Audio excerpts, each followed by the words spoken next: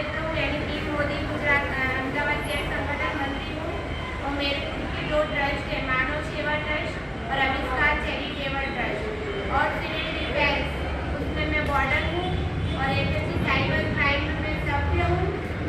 काफ़ी सारे पद है मेरे पास, पर पद की गरिमा को ना रखते हुए पद में चर्चा का कैसे पहुँचूँ और लोगों के दिलों में मैं कैसे अपना बना हुआ है उसमें मैं फोकस जाने लगती हूँ। पद तो यानी हम जब तक हमारे पास पद होते हैं तब तक हमारे मान सम्मान सब कुछ मिलता है। जिस दिन हमारे से पद चला गया उस दिन हमारे से सब कुछ चला जाता है।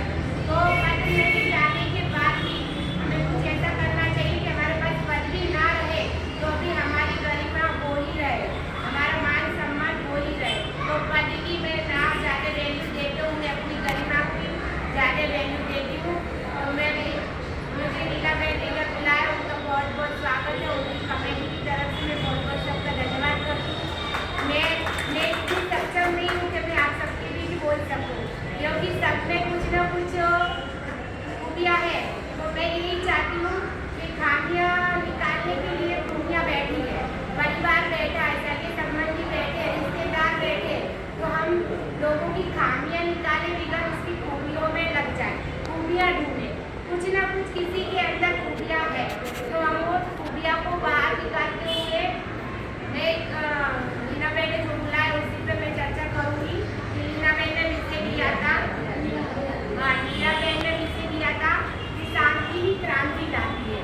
तो ये सबसे बड़ी बात है, जितना हम शांत रहेंगे उतने हमारे अंदर क्रांति आएगी, सुविचार आएंगे। तो आप देख सकते हो कि जितना पानी शांत रहता है नदी के अंदर उतना ही वो स्वच्छ और निर्मल रहता है।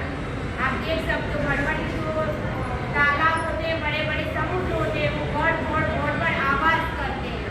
तो सिक्के हमेशा आवाज ही करते हैं, तो सिक्के हमेशा आवाज करते हैं। तो हमें सिक्कों की तरह नहीं बनना है, हमें नोट की तरह बनना है।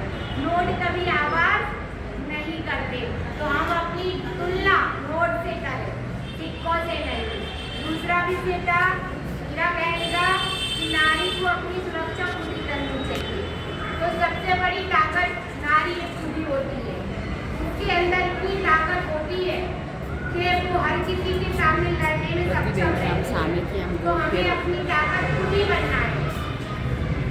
और तीसरा था अपने हक के लिए लड़ना है, यानी हक हमेशा मांगा नहीं छीना जाता है।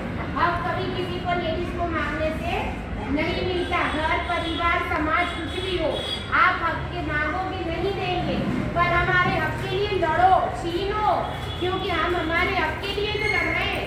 हमें क्या किसी का बुरा करना है, परिवार में भी हमें किसी का बुरा नहीं करना, नहीं हमें किसी की गलत यूज करना है। कि देवरानी जेठानी सास ननद सबकी फैमिली में है, मेरी भी देवरानी है, मैं भी किसी की जेठानी हूँ, सास, पर हमारे हक के लिए तो लड़ सकते हैं ना।